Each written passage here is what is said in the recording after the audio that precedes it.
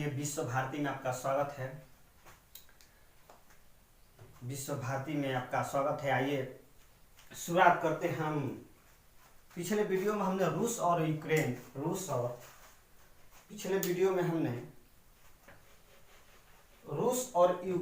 के मुद्दों को रूस और यूक्रेन के मुद्दों को हमने बहुत ही विस्तार से समझा था। आइए समझते हैं कि फिर क्या है। फिर एक घटना फिर है कि रूस ने एक परमाणु संयंत्र है यूक्रेन में, चर्नेबिल एक परमाणु संयंत्र है, उस पर कब्जा कर लिया है रूस ने।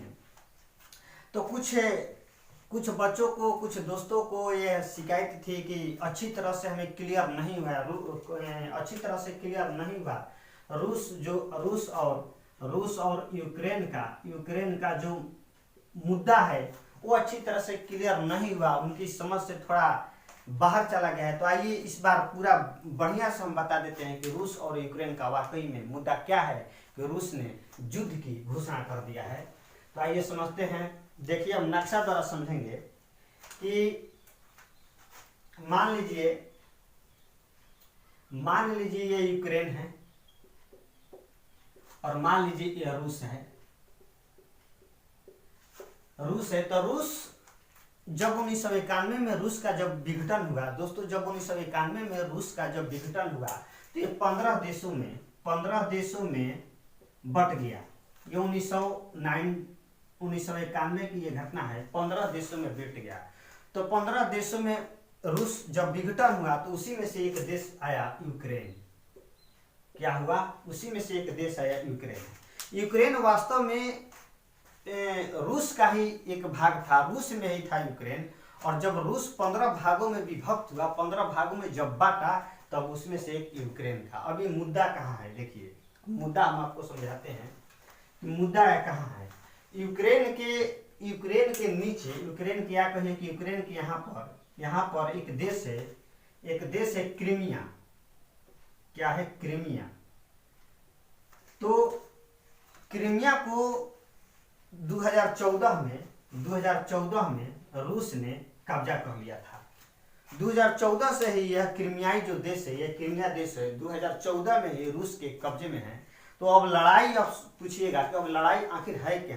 तो लड़ाई देखिए यहाँ है। जो यूक्रेन में एक यहाँ पर ये पार्ट में यहाँ पर एक जगह है, उसे हम उस जगह का नाम हमने पिछले वीडियो में आपको बताया था कि डोनबास क्षेत्र इसको कहते हैं।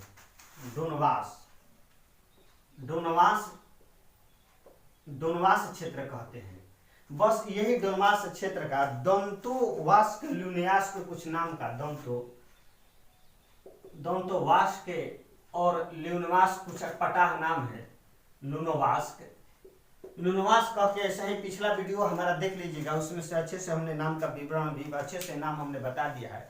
मैंने इसी टाइप का दोंतोवास्क को जिसे डोनबास क्षेत्र का नाम से जानते हैं, बस इसी के लिए यह लड़ाई है। रूस चाहता है कि ये क्षेत्र भी हमारे कब्जे में आ जाए। ऐसे तो व्लादिमीर पुतिन का, रूस के जो राष्ट्रपति हैं व्लादिमीर पुतिन का बहुत सारे तर्क हैं आक्रमण करने के लिए।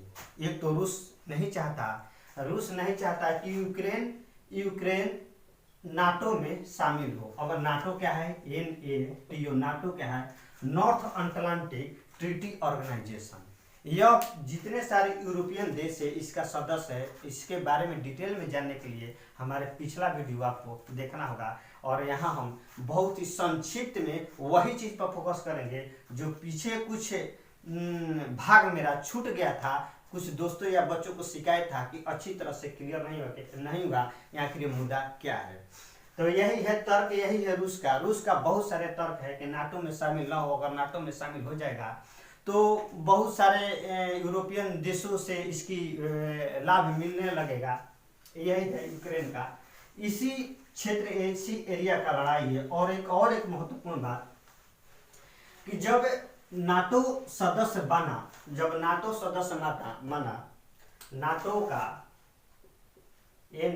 नाटो जब सदस्य बना तो सबसे पहले 12 देशों ने इसे हस्ताक्षर किया। कितने देशों ने? 12 देशों ने। और धीरे धीरे धीरे धीरे जैसे शीत युद्ध समाप्त हुआ, शीत युद्ध कब हुआ तो 1945 से 1991 तक शीत युद्ध चला। धीरे धीरे जब शीत युद्ध समाप्त हुआ तो धीरे धीरे और भी देश इसमें जुड़ते हैं, लेकिन सबसे पहले 12 देशों ने इसे दस्तखत किए और नाटो अपना संगठन बना लिए, ताकि हमें किसी भी देश से अगर लड़ाई होता है तो इसकी सुरक्षा नाटो करेगी। इसकी सबसे पहले विंस्टन चर्चिल अमेरिका के राष्ट्रपति थे।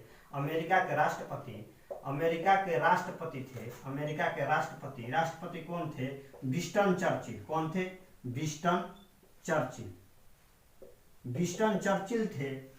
इन्होंने ही नाटो की स्थापना किया और इन्होंने कहा कि अगर जितने सारे नाटो में सदस्य अगर किसी एक पर भी दूसरा देश आक्रमण करता है तो ये मान लिया जाएगा कि उसने अमेरिका के साथ युद्ध का ऐलान किया है। इसमें अमेरिका सहायता देगा, ब्रिटेन देगा, फ्रांस देगा। जितने सारे देश हैं आज के डेट में नाटो में 30 देश शामिल है। आज के डेट में कितने देश शामिल हैं? 30 देश शामिल है नाटो में। तो ये था जो बहुत ही इम्पोर्टेंट था। अब आइए चर्नोबिल पर घटना क्या है। रूस तत्काल तुरंत अभी न्यूज मिला है कि यूक्रेन में एक परमाणु संयंत्र है। क्या है? यूक्रेन में एक परमाणु संयंत्र है। यूक्रेन में एक परमाणु संयंत्र है जिसका नाम है चर्नोबिल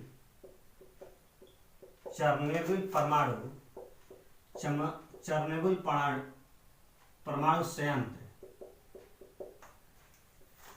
देखिए दोस्तों, यूक्रेन गैस भंडार का बहुत बड़ा स्रोत है। लड़ाई की वजह यह भी है कि अगर यूरोपियन देश अमेरिका, ब्रिटेन, फ्रांस जितने सारे देश हैं नाटो में 30 सदस्य, वे यूक्रेन बहुत ही गैस का एक पारंपरिक भंडार है। रूस नहीं चाहता कि गैस पर दूसरे देशों का कब्जा हो, क्योंकि यूक्रेन रूस का एक भाग है जो रूस से अलग हुआ है।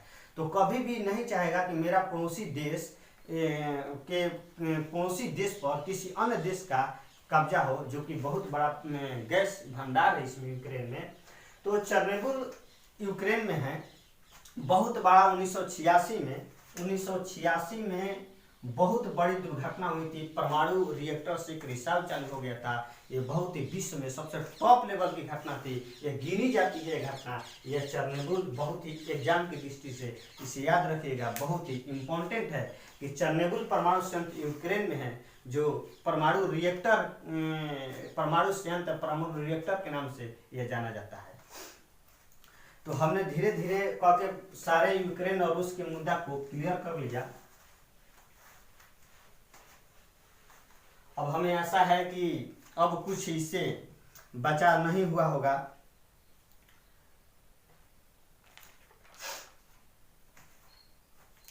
तो नाटो के सदस्य कौन कौन है थोड़ा संक्षिप्त में जान लीजिए, क्योंकि मान लीजिए कभी एग्जाम में पूछ दे कि नाटो के सदस्य कौन कौन है, तो हम पीडीएफ आपको तैयार करवा देंगे, लेकिन आगे ये देख लेते हैं कि नाटो के सदस्य कौन कौन है। नाटो के सदस्य में सबसे पहले आएगा, नाटो के सदस्य में फ्रांस, बेल्जियम,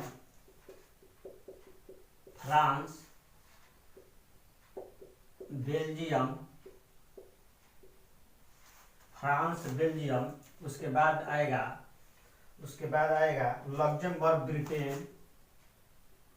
लग्जमबर्ग, उसके बाद ब्रिटेन के बाद फ्रांस आएगा, फ्रांस के बाद अमेरिका आएगा। उसके बाद आपको आएगा नीदरलैंड,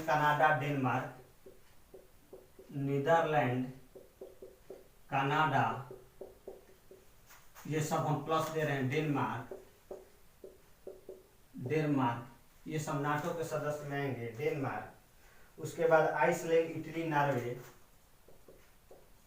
आइसलैंड, इटली,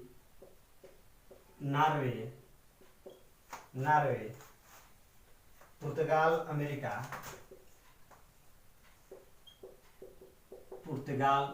पुर्तगाल, उसके बाद यूनान टर्की पश्चिमी जर्मनी, यूनान टर्की पश्चिमी जर्मनी,